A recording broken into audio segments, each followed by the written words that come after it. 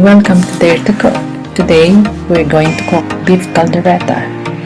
It's a hearty dish cooked with beef, potatoes, carrots, and variety of bell peppers. Today I'm going to use green and red bell peppers. I'm also adding pitted olives to give an extra layer of flavor, but it's purely optional. One other optional ingredient I did not use today is liver spread. Let's get started. Heat the pan and add oil. Saute minced garlic and sliced onion.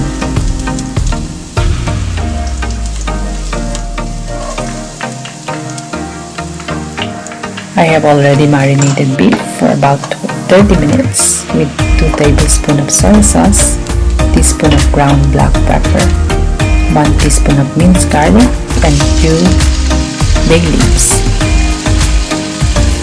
Add marinated beef to the pan. Mix, cover, and cook for 5 minutes.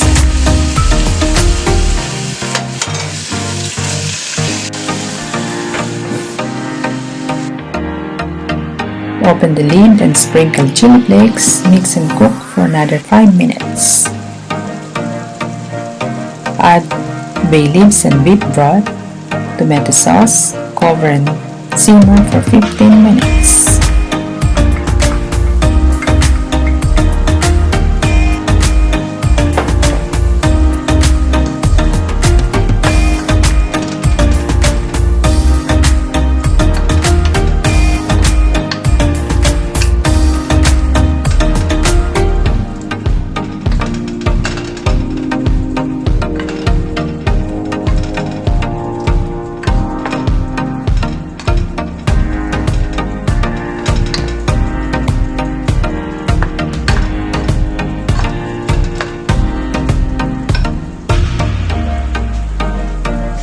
In a separate pan, heat the oil.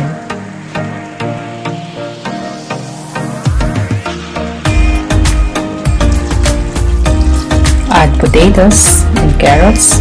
Fry for a few minutes until vegetables are slightly brown.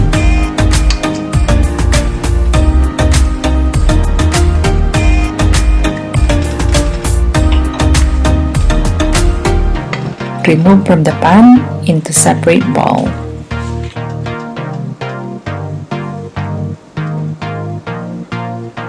Once the beef is tender, add cooked potatoes and carrots.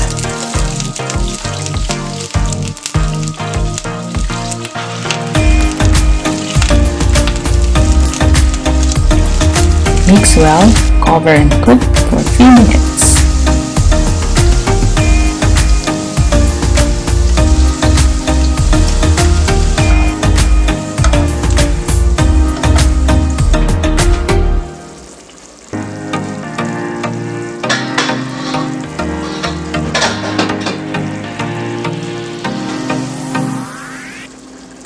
Add half cup of water.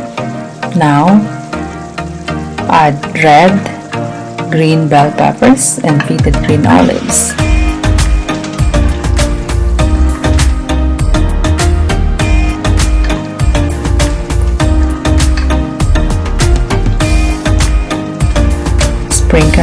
Sprinkle also with black pepper and salt to taste.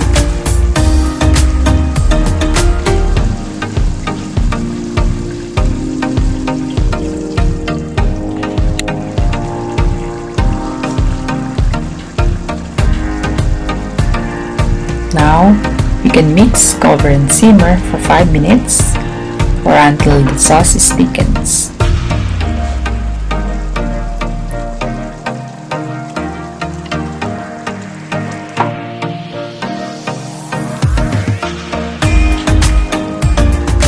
Now, beef caldereta is ready to serve. It's cooked.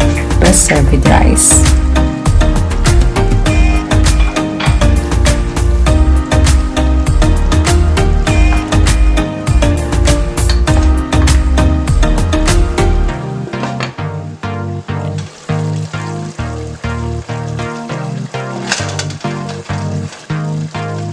Thank you for watching. Try this recipe and post your comments. please like and share our video and subscribe to our channel. Don't forget to click icon to get notified on our coming videos. Thank you.